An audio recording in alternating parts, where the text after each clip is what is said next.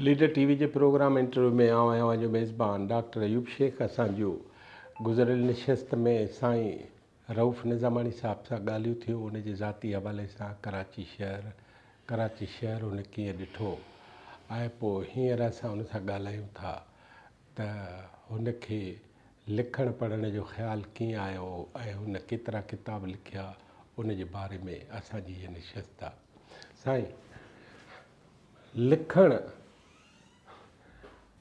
असां रऊफ़ निज़ामानी साहब त पढ़ंदा आयासीं अख़बारुनि में कालमनि जे हिसाब सां या मुख़्तलिफ़ हंधनि ते सेमिनारनि में तक़रीरूं ॿुधियूंसीं, ॻाल्हियूं ॿुधियूंसीं। ओरिजिनल असल में शुरू किथां थियो इहो सॼो किसो? साईं, शुरू तव्हां सम्झो त शुरू में आऊं मतिलबु पंहिंजे कॉलेज में हूंदे कुझु इहे उबतियूं सुबतियूं कहाणियूं या इहे ड्रामा इहे लिखंदो हुउसि, पर उहे ईअं ई जेको आहे हूंदा हुआ। ऐं कुझु कहाणियूं हिते लयारी अदबी संगत में अदबी संगत लयारी थींदी हुई, उन में बि मतिलबु पेश कयूं। पर बाक़ाइदा जेको तव्हां मुंहिंजो लिखणु चओ न, उहो हिलाल पाकिस्तान जे कराची मां शाया थियण खां पोइ जेको आहे उन में शुरूआति जेका मूं कई उहा उते शागिर्दनि जे सुफ़े में यूनिवर्सिटी जूं एक्टिविटीज़ जेके सरगर्मियूं हूंदियूं उन वक़्तु साईं गुलाम नबी मुग़ल संभालींदो हो शागिर्दनि जो सुफ़ो। जीएन मुग़ल जेको आहे जीएन मुग़ल, इहो सम्झो त हिकिड़े लिहाज़ खां इन में मुंहिंजो उस्ताद बि आहे। ॾाढो मतिलबु मोहबत प्यार सां उहे सॼियूं एक्टिविटीज़ तक़रीबन हर हफ़्ते उहे मुख़्तलिफ़ जेके सरगर्मियूं थींदियूं हुयूं यूनिवर्सिटी में, मतिलबु जीअं असां हुते सिंधी अख़बारुनि जी नुमाइश कराई या ॿियूं जेके सरगर्मियूं हूंदियूं हुयूं उन्हनि जी रिपोर्ट आऊं उनखे ठाहे ॾींदो हुउसि त इहा उन में हलंदी हुई। इहा शुरूआति त उतां सम्झो त मतिलबु 1976 सम्झो त मतिलबु अॼु खां तक़रीबन 50 साल जो टाइम आहे। ऐं बाक़ाइदा मुंहिंजो पहिरियों जेको सियासी मज़मून जेको आहे उहो शायदि थियो तहरीक रिसाले में। अच्छा, अवामी तहरीक जो जेको रिसालो उन में लयारी जी सियासी सूरताल जे उनवान सां उन वक़्तु जेको इहो PNA जी जेका मूवमेंट हली पई त उन वक़्तु जेका लयारी में जेका सूरताल ठही पई उन लिहाज़ खां मूं जेको आहे पोइ इन खां पोइ तहरीक में मुंहिंजा बाक़ाइदा आर्टिकल ईंदा रहिया। मतिलबु तुर्की जे सूरताल ते आयो त आर्टिकल, ईरान जी सूरताल ते आर्टिकल आयो, त ईअं मुख़्तलिफ़ आर्टिकल्स जेके आहिनि उहे ईंदा रहिया। ऐं उनखां पोइ मूं ख़ासि तौर ते सम्झो त हिलाल पाकिस्तान में इन इंटरनेशनल इशूज़ जे हवाले सां लिखणु शुरू कयो।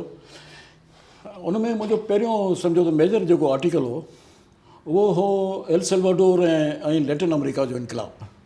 उन वक़्तु सरदार कुरैशी मतिलबु एडिटर हो हुनजो, उहो वॾो मतिलबु आर्टिकल हो ऐं मूं नथो सम्झो त इहो हलाईंदो इहो जेको सॼो, पर उन मतिलबु उनखे तमामु लीड ॾेई करे ऐं तमामु तम तराक सां उहो आर्टिकल जेको आहे उहो 3-4 क़िस्तुनि में करे हलायो जेको सॼो।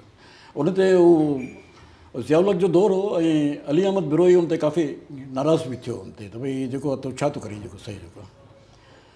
उनखां पोइ इहो फ़कीर मोहम्मद हलाईंदो हो इहो लाल मैगज़ीन, उन में साउथ अफ्रीका जे हवाले सां हिकिड़ो मुंहिंजो इहो ई डिगो आर्टिकल हो, उहो क़िस्तवार जेको छपियो हो जेको सही जेको आहे। त ईअं निकारागुआ जे हवाले सां ॿियनि आयरलैंड जे हवाले सां हिकिड़ो पूरो आर्टिकल जेको आहे उहो सीरियलाइज़ थियो हिलाल पाकिस्तान अख़बार में जेको आहे सॼो। आयरलैंड में जेका इहा नॉर्थ आयरलैंड में जेका हली पई बॉबी सेंट्स उन वक़्तु जेको आहे उहो जेको बुख हड़ताल जेका बॉबी सेंट्स जी जेका हुई जेका 62-63 ॾींहं बुख हड़ताल कई। हा, मतिलबु उनमें गुज़ारे वियो हो। गुज़ारे। त इहो मतिलबु उन लिहाज़ खां इहो सम्झो त इहो अहिड़ो पीरियड हो जेको मूंखे लिखण खां सवाइ ॿियो कमु न हूंदो हो। यूनिवर्सिटी में हूंदो हुउसि ऐं पोइ जेको आहे पंहिंजो इहो शौक़ु हूंदो हो लिखण जो, त ईअं जेको आहे उहो लिखणु मूं शुरू कयो सिंधी में। त इहो सम्झो त अॼु उनखे तक़रीबन बिना के वक़फ़े जे 50 साल थी विया आहिनि। अधु सदी जेका थी वई आहे ऐं उहो सिलसिलो फ़िलहालु अञा जारी आहे जेको। पोइ किताब कीअं थिया, तर्जुमा? किताब तव्हां सम्झो त किताब बि इन दोस्तनि सां इन वास्ते जे हवाले सां ई जेको आहे सॼो मतिलबु 1984 में मुंहिंजो किताब इहो हिकिड़ो फिडल कास्ट्रो जी तकरीर हुई अवाम ऐं साम्राज्य, उहा तर्जुमो कई, उहा हिननि जेको आहे उहो किताबत कराए जेको आहे उहो शाया थी किताब जी सूरत में। उनखां पोइ फ़लस्तीन ऐं साम्राज्य जे हवाले सां उहो किताब मुंहिंजो शाया थियो 1984 में। इहो जेको आहे पंहिंजो हींअर सिंसलाम जी वेबसाइट ते मौजूदु आहे जेको शइ जेको आहे। ऐं ईअं पोइ उनखां पोइ वरी इहो अदबी संगत सां पोइ वरी टी दुनिया ऐं आमरियतूं, टी दुनिया ऐं फ़ौजी आमरतियूं, इहो वरी पंहिंजो ई सिद्दीक़ा जो साईं नूर अहमद मेहमान जेको आहे इहो उन कुझु तर्जुमा करण बि चाहिया। सो ही टी दुनिया मतिलबु हिकिड़ो त हिन में तारिक अली जो किताबु आहे ऐं ॿियूं कुझु अब्दुल्ला मलिक जो कुझु मज़मून आहिनि जेके सही जेके। सो छो जो हुननि तारिक अली जो किताबु एज़ इट इज़ न पिया हलाइणु चाहियो। तारिक अली इहो उन ई इनवान सां उनजो, हालांकि उहो आहे कैन पाकिस्तान सर्वाइव जेको उनजो ओरिजिनल आहे, पर हिननि टी दुनिया ऐं फ़ौजी आमरतूं जे हवाले सां उहो किताबु जेको आंदो। उनखां पोइ वरी ॿियो किताबु बि सिंधिका जे हिन आयसि आहे, सरजंग जा 50 साल। उहो अंद्रे ग्रोमिको जी ऑटोबायोग्राफी आहे, उनजी पूरी जेका 50 सालनि जी जेका आहे एज़ अ फॉरेन मिनिस्टर, उहा जेका हिनजी डिप्लोमेसी ऐं उनजी हिस्ट्री जेका आहे उन जे हवाले सां आहे जेको शइ जेको। ऐं उन खां पोइ मतिलबु अदबी संगत सां मुंहिंजो जीअं वास्तो पियो, तीअं कुझु मज़मून उन लिखणु शुरू कया। हिकिड़ो किताबु इन्हनि 12-13 किताबनि मां हिकिड़ो किताबु जेको आहे उहो मूं पंहिंजे पैसनि ते शाया करायो। हिकिड़ो किताबु उहो गुल हमकार, उहे बि लिटरेरी मज़मून आहिनि, पर उहो मुंहिंजो तजुर्बो जेको आहे उहो ॾाढो ख़राबु रहियो जेको शइ जेको आहे। छो जो मतिलबु उहो उन पब्लिशर खे त मूं पैसा ॾिना, हुन मूंखे कापियूं बि ॾिनियूं, पर हाणे मूंखे इहा ख़बर न हुई त इन कापियुनि खे छा कबो। कुझु दोस्तनि खे त कुझु सभु कप मूं हुनखे पब्लिशर खे इहो चयो त इहे तव्हां कापियूं ईअं खणी वञो ऐं रुगो भले हलायो माण्हुनि ताईं पहुचनि इहे जेके। पर हुन मूंखे चयो साईं न रखो तव्हां, इहो तव्हांखे कमु ईंदियूं फलाणो। उहो किताबु उन्हनि जो चवणु आहे त असां मार्केट में हिन खे हलायो आहे, पर मुंहिंजे ख़्याल में त मार्केट में न पहुतो उहो किताबु। त उहो पोइ वरी मूंखां कुझु ॿियनि दोस्तनि वरितो, मोहम्मद अली माजिद मूंखां ताज़ो जेको आहे उहो टी कापियूं वठी वियो साईं, इहो जेको आहे उहो लाइन ॿियो ठीकु आहे। मूं चयो यार घटि में घटि माण्हुनि ताईं त पहुचे उहो किताबु। पैसा त मूंखे न खपनि, जेको सॼो किताबु त तव्हां ॾेई छॾिया। हा, किताबु त माण्हुनि ताईं पहुचे जेको सही जेको आहे उहो। त इन नमूने सां बाक़ी मुंहिंजो हिकिड़ो किताबु उहो रोड्रिगो रोजर्स हिकिड़ो चिले जो कॉमरेड, उन जी टॉर्चर कैम्प जी डायरी आहे, नेवर ऑन आवर नील्स, गोडनबर्ग न झुकंदासीं। इहो किताबु मूं मतिलबु उन वक़्तु तर्जुमो करे नाज़िम हिकमत जे नाले सां, मुंहिंजे कलमी नाले सां इहो शायदि थियो। तव्हांजो कलमी नालो नाज़िम हिकमत? नाज़िम हिकमत जो, उन शाइर खां मुतासिर हो। हा, ॿिन्ही ॿ नाला जेके इहे नाज़िम ऐं हिकमत जेको आहे। हा, त उहो हींअर वरी मूंखे कुझु अर्सो पहिरीं इनाम सिंधी मूंखे चयो साईं इहो किताबु असां छापणु चाहियूं था। मुंहिंजो ठीकु आहे, हाणे तव्हां भले शाया कयो, पर हिन में मुंहिंजो ओरिजिनल नालो ॾेई छॾियो। हाणे उहो टाइम गुज़री वियो आहे, त उहो मुंहिंजे पंहिंजे नाले सां उहो किताबु वरी जेको आहे ॿियो एडिशन उनजो शाया थियो। उहो नओं नियापो कयो? नओं नियापो उन्हनि सॼो उन्हनि जो ई हुयो। 10 कापियूं उन्हनि मूंखे ॾिनियूं, बाक़ी उन्हनि जो। अहिड़े नमूने सां इहो डॉक्टर शिवागो जेको आहे उहो सिंधी अदबी बोर्ड पारां मतिलबु इनाम जॾहिं हो तॾहिं उन कुझु किताबु तर्जुमो करणु पिया चाहिया। त इहो डॉक्टर शिवागो मुंहिंजे हिसे में आयो त मूं बसि पोइ हुनखे मतिलबु उन वक़्तु हालांकि मुंहिंजी नौकिरी में हूंदो हुउसि, पर छा आहे जो कॾहिं हिते कॾहिं लाहौर कॾहिं पेशावर कॾहिं किथे पोइ किताबु मुंहिंजे बैग में सफ़री बैग में हूंदो हो मुंहिंजे। पोइ होटल में हिते उते या घर में बि ऑफिस मां ईंदो हुउसि त कलाक खनि उहो कमु जेको आहे उहो कमु करे मूं हुननि खे ॾिनो। उन वक़्तु इनाम बि हले वियो, सेक्रेटरी न रहियो, एजाज़ मंगी बि हले वियो, शायदि ज़वार नक़वी हो उन वक़्तु। इहो किताबु उन वक़्तु इन्हनि शाया कयो उन जे हवाले सां, ऐं उहे 10 कापियूं मूंखे उन्हनि ॾिनियूं जेके। बहरहाल असल मसइलो हो त किताबु अचणु खपे जेको शइ जेको आहे। उनखां पोइ मूं पंहिंजे आतमकथा जा 2 इशू जेके आहिनि उहे मुख़्तलिफ़ मज़मूननि ते उहे मतिलबु डिजिटल वे में सिलसिलामत ते रुगो मौजूदु आहिनि। ऐं 3 किताब मुंहिंजा बुक रिव्यूज़ ते जेके मुश्तमिल आहिनि, उहे 3 किताब बि सिलसिलामत ते आहिनि उहे मूं पंहिंजे मतिलबु इन हवाले सां कंहिं पब्लिशर खां छपाइण खां तौबा करे छॾी आहे। छो जो इहो मतिलबु किताबु छपाए पोइ पियो माण्हू जेको आहे उहो मतिलबु उन खे विरिहाए ऐं पोइ केरु पोइ माण्हू पिया वरी ॻाल्हियूं कनि त यार जेको आहे उहो अरे बाबा अहिड़ो माण्हू हिकिड़ो माण्हू लिखे किताब बि विरिहाए छपाए बि पैसा बि ख़र्चु करे ऐं माण्हुनि जूं ॻाल्हियूं बि ॿुधे तंहिंमां कहिड़ो फ़ाइदो। तंहिंखां उहो उन ते डिजिटल उन ते वेबसाइट ते मौजूदु आहे ऐं नए ज़माने में डिजिटल ई आहे। डिजिटल वेबसाइट ते मौजूदु आहे। पोइ जंहिंखे मतिलबु ज़रूरत हुजे उहो माण्हू उनखे जेको आहे उहो एक्सेस करे सघे थो। उहो सॼो जेको आहे इहो डॉक्टर शिवागो मुंहिंजो जेको आहे उहो साईं पंवर साहिब वारी वेबसाइट ते मौजूदु आहे ऐं बाक़ी जेके मुंहिंजा 12 किताब आहिनि उहे इन सिंध सलामत ते मौजूदु आहिनि। जेके सही जेके तव्हां जेको जेतिरो बि लिखियो आहे उनजो घणे में घणो पढ़ंदड़ केरु आहे? पढ़ंदड़ आउं सम्झां थो त जेके मतिलबु सिंध जा जेके नौजवान आहिनि उहे आहिनि जेके पॉलिटिकली जेके बाशऊर माण्हू आहिनि, जेके अदब सां जेके दिलचस्पी रखनि था, उहे माण्हू घणो करे जेको आहे उहो पढ़ंदड़ आहिनि। ऐं मतिलबु मूंखे सुञाणनि था नथा सुञाणनि इहा अलॻि ॻाल्हि आहे। बाक़ी जेको मतिलबु उन मां जेको रिस्पॉन्स मां ख़बर पए थी त उहो इहो ई जेको सही।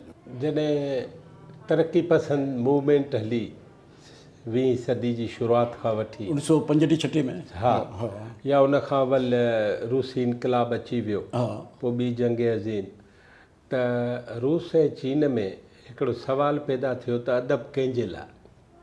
पोइ ॿ हिकिड़ियूं धाराऊं आहिनि त अदब माण्हुनि जे लाइ, ॿियो आहे अदब बराए अदब।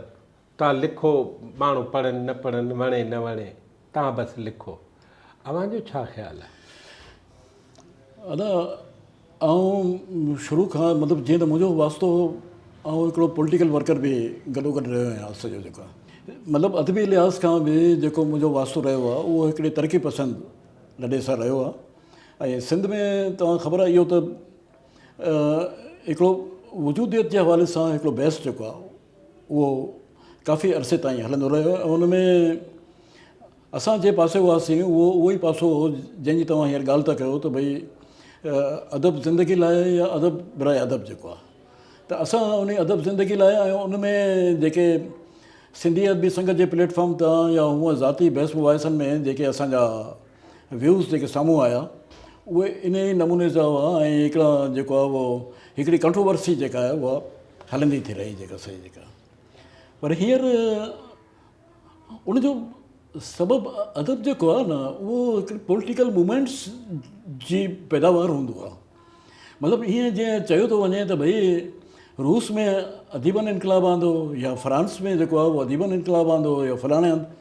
ऐं सम्झां थो त उहे माण्हू तारीख़ खां अणवाक़ुफ़ आहिनि।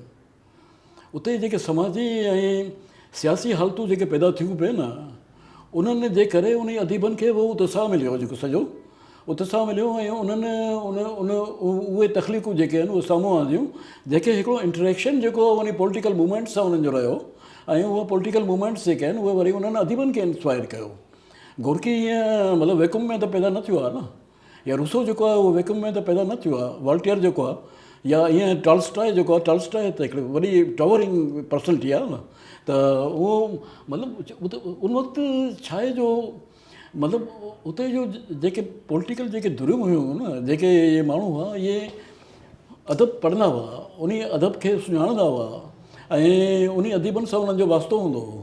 मतिलबु जेकॾहिं लेनिन या माओ से तुंग जेकॾहिं मतिलबु कंहिं शइ ते बहस कंदा हुआ त उन्हनि जे आलो उहो सॼो चीन जो ऐं रूस जो जेको आहे समाजी उहो रवायती अदब बि हूंदो हुओ, समाजी सूरताल बि हूंदी हुई, उहो रवायती अदब बि हूंदो हुओ। ऐं उहे उन्हनि वरनि अदीबनि खे सुञाणंदा बि हुआ त इहे माण्हू जेके आहिनि हिननि जो छा छा आहे। उन्हनि मतिलबु उहो लेनिन जेकॾहिं ॻाल्हाए थो त उहो गोरकी ते बि ॻाल्हाए थो, टॉल्स्टॉय ते बि ॻाल्हाए थो जेको सही जेको आहे।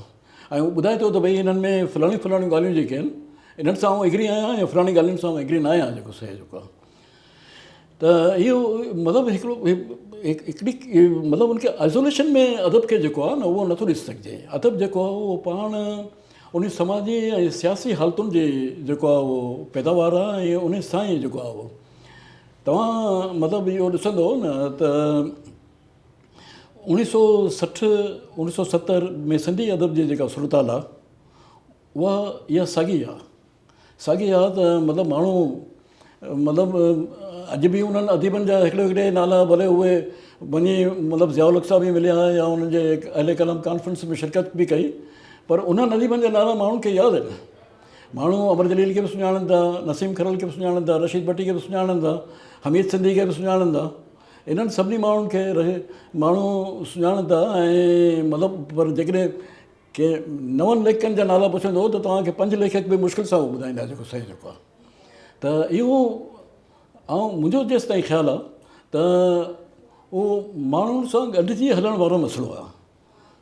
माण्हुनि सां गॾिजी हलण वारो मसइलो, उन्हनि सां हिकु थी हलण वारो मसइलो ऐं उन्हनि जे इशूज़ ते ॻाल्हाइण वारो मसइलो जेको आहे उहो अहम आहे जेको। अञा हिकिड़ी ॻाल्हि ॿी ॿुधायो, अॻे चयूं त को बि माण्हू मज़मून पढ़ंदो लिखंदो हो या कहाणी लिखंदो हो त 100 किताब पढ़ी पोइ हिकु कहाणी लिखंदो हो। हाणे चवनि था त महिनत जो अंसर ऐं क्वालिटी घटि आहे। छा था चओ तव्हां?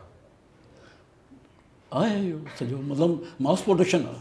अच्छा, मास प्रोडक्शन आहे ऐं उनमें जेको आहे पंहिंजो हर को माण्हू जेको आहे उहो चाहे थो त ऐं जेको आहे उहो एज़ अ राइटर जेको आहे उहो सुञातो वञा जेको सही जेको आहे। त उनमें उहा तख़लीक़ ऐं उहा महिनत जेका आहे उहा कुझु माण्हुनि में त नज़र ईंदी, पर उहा बि अयूब तव्हां ॾिसो न, जेकॾहिं मतिलबु दुनिया जे इन अदब ते या इन अदब ते नज़र फिराईंदो त उनमें मतिलबु लिखण वारा त तमामु घणा आहिनि, पर उनमें 2-4 नाला ई अहिड़ा तव्हांखे मिलंदा जेके उभरी करे साम्हूं अचनि था।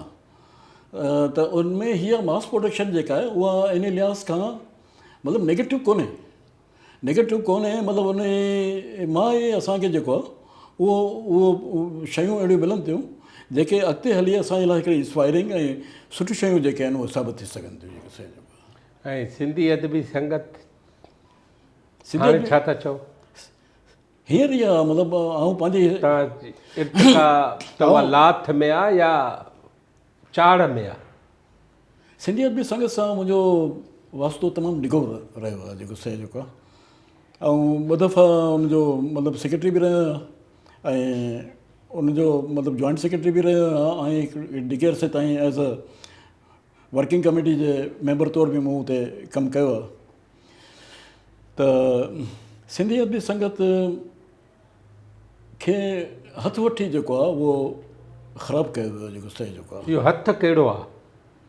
हथु जेको आहे उहो ज़ाहिर ज़रूरु हथु आहे। मतिलबु असां कराची संगत खां जेकॾहिं तव्हां वाक़ुफ़ु आहियो त उते जंहिं नमूने सां मतिलबु हिकिड़ी कू जेका उहा इंजीनियर कई वई, उहा इन नमूने सां कई वई त मतिलबु उनजे जेको कॉन्स्टिट्यूशन आहे संगत जो, उनमें जेके लिकुना लूपहोल्स हुआ उन्हनि मां फ़ाइदो वरितो वियो त भई को बि माण्हू अदब दोस्त जेको आहे उनजो मेंबर थी सघे थो, को बि जेको आहे उहो अहिड़ो माण्हू मेंबर थी सघे थो। उन तां फ़ाइदो वठंदे उन्हनि मतिलबु असांजी बॉडी खे ओवरथ्रो करण लाइ हिकिड़ी अहिड़ी मास मेंबरशिप कई जंहिंमें मतिलबु माण्हू अलाए किथां के स्टेट मिल जा वर्कर खणी आया, के स्टेट बैंक जा वर्कर पंहिंजा दोस्त खणी आया, के छा खणी आया ऐं उहो मामिलो जेको आहे उहो इलेक्शन खटी विया उहो जेको सॼो, ऐं असां हिकिड़े पासे थी वियासीं। त उन लिहाज़ खां उहो संगत जो जेको आहे उहो असांखे ख़बर ई छा थियणो आहे। पोइ उनखां पोइ उन्हनि असांखे हुते जेको हिकिड़ो हदि असांजो माण्हू हुते मतिलबु जीअं अतिया दाऊद हुई हुते वर्किंग कमेटी में, उनखे बि उन्हनि इन नमूने सां बर्दाश्त न कयो जो वर्किंग कमेटी जो गॾिजाणियूं उहे रखंदा हुआ अहिड़े टाइम ते जेको ऐं अहिड़े हंधि जेको उनजे लाइ वञणु मुश्किल हूंदो हो।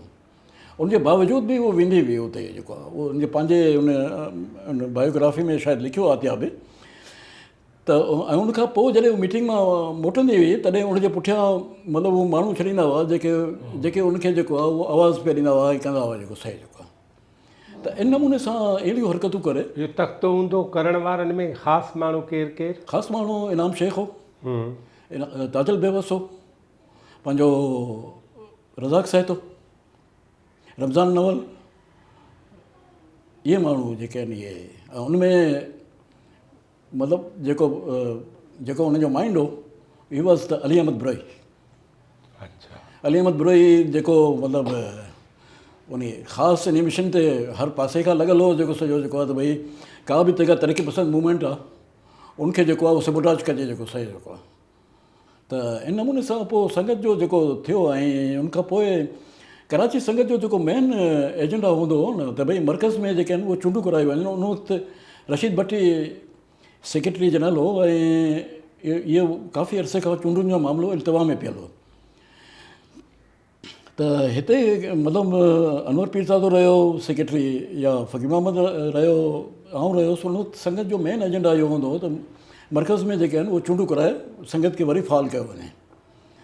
त उन वक़्तु रशीद भट्टी अनवर खे चयो, अनवर पीरज़ादे खे, त यार मतिलबु जंहिं चूंडुनि जी तूं ॻाल्हि पियो करीं न उन चूंडुनि खे ई क़ौम परस्त जेके आहिनि उहे मतिलबु हाईजेक करे वेंदा, जेको सही जेको आहे।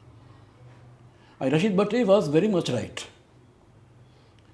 छो जो ख़ैरपुर में जेके चूंडूं थियूं उनमें जंहिं नमूने सां या वोटिंग थी उनमें अनवर खे चयो वियो त तूं बाइकाट करे वञ। अनवर चयो न, आउं मतिलबु संगत खे विराइण में हिसेदार न थींदुसि।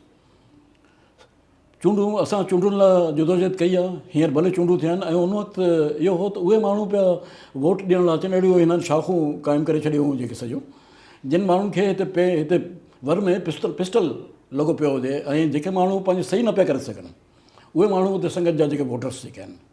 अहिड़े नमूने ताजोयो जेको आहे उहो चूंडजी आयो। उनखां पोइ जेको आहे उहो इहो सिलसिलो हलंदो रहियो। ऐं हिकिड़ी डीपोलिटिज़ाइज़ेशन जेका आहे त ताजोयो मतिलबु हिकिड़े सिंधियत बि संगत जे हवाले सां, पर उहो डीपोलिटिज़ाइज़ेशन जेका सिंधियत बि संगत जी जेका शुरू थी न ताज खां पोइ जेका, उहा हींअर पंहिंजे क्लाइमेक्स ते आहे, जेको सही जेको आहे। हिकिड़ी नंढड़ी साई वठूं। नंढड़ी साई खां पोइ नाज़रीन असां जूं ॻाल्हियूं जनाब रऊफ़ निज़ामानी साहिब सां जारी आहिनि। ऐं वक़फ़े खां पोइ पाण हुनजो ज़िंदगी हिकिड़ी सियासी कारकुन वारी बि रही आहे ऐं अॼु बि पॉलिटिकली जीअं पाण ॿुधाए त उहो अदब बराए ज़िंदगी सम्झे थो ऐं उन मकतब फ़िक्र सां लाॻापियल आहे। नंढड़ी साई खां पोइ साईं सां ॻाल्हायूं।